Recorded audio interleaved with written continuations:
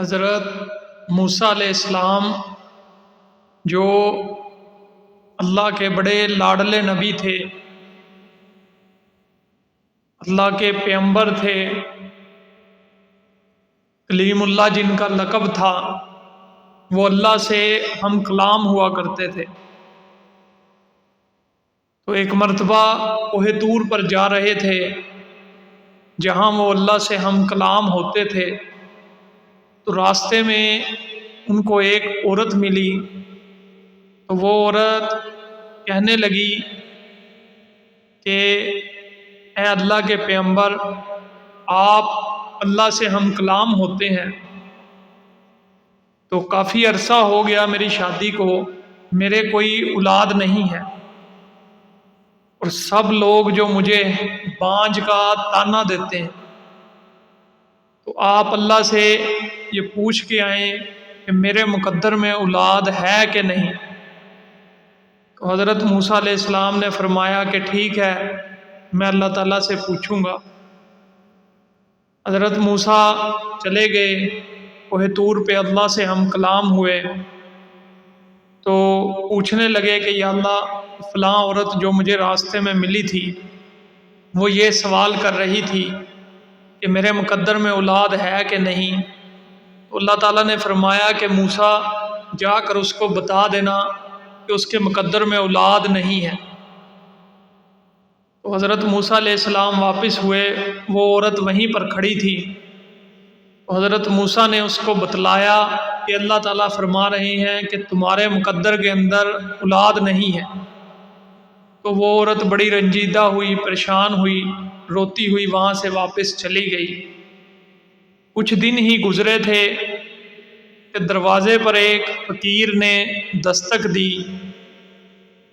تو وہ فقیر اس عورت کو کہنے لگا کہ میں بھوکا ہوں، مجھے روٹی دو کھانے کے لیے، جتنی روٹیاں تم دو گی اتنے بیٹے اللہ تعالیٰ تمہیں دے گا۔ تو وہ جو پہلے ہی مایوس ہو چکی تھی، تو اس کی فقیر کی بات سن کے اس کے دل میں جو ہے وہ امید کی کرن جاگی کہ چلو فقیر ہے، درویش ہے، دعا دے گا۔ اس نے 4 روٹیاں بنا کر اس فقیر کو دی۔ تو وہ فقیر اسے دعا دے کر وہاں سے چلا گیا۔ تو اس عورت کو اللہ تعالیٰ نے 4 بیٹے عطا کی۔ کافی عرصہ گزر گیا، حضرت موسیٰ علیہ السلام کا وہاں سے پھر گزر ہوا۔ تو وہ عورت نے حضرت موسیٰ علیہ السلام کو بلایا اور کہنے لگی کہ آپ تو کہتے تھے کہ میرے مقدر میں اولاد نہیں ہے، یہ 4 بیٹے جو ہیں یہ میرے ہیں، اللہ تعالیٰ نے مجھے 4 بیٹے عطا کیے۔ تو حضرت موسیٰ علیہ السلام بڑے حیران ہوئے اور فوراً کوہ طور پر گئے اور اللہ تعالیٰ سے ہم کلام ہوئے اور اللہ سے پوچھنے لگے کہ یا اللہ، آپ تو فرما رہے تھے کہ اس کے مقدر میں اولاد نہیں ہے، اور وہ عورت تو 4 بیٹوں کی ماں بن چکی ہے۔ تو اللہ تعالیٰ فرمانے لگے کہ موسیٰ، اس کے مقدر میں اولاد نہیں تھی، لیکن ایک ایسے شخص نے اس کے لیے ہاتھ اٹھائے تھے کہ میں جن کے ہاتھ کو خالی نہیں موڑ سکتا۔ وہ ایسا شخص تھا جو مجھے بڑا پیارا تھا، وہ میرا دوست تھا۔ اس نے اس کے لیے جب دعا کی تو میں نے اس کی تقدیر کو بدل دیا۔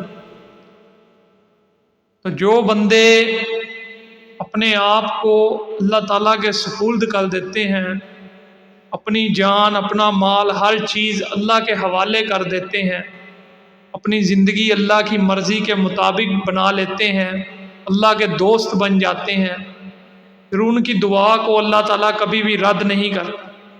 اسی لیے کہتے ہیں کہ انسان کو جو ہے وہ اللہ والوں کی دعا لینی چاہیے، اور خاص طور پر ماں باپ کی دعا لینی چاہیے۔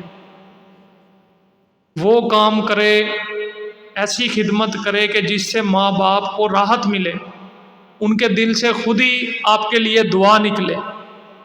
تو وہ جو دعا ہے وہ آپ کو اللہ کے اتنے قریب لے جائے گی کہ جتنی آپ کو 1000 سال کی عبادت بھی اگر آپ کرتے رہیں تو وہ بھی اتنا قریب اللہ کے نہیں لے جا سکتی جتنی ماں باپ کی دعا آپ کو اللہ کے قریب لے جائے گی۔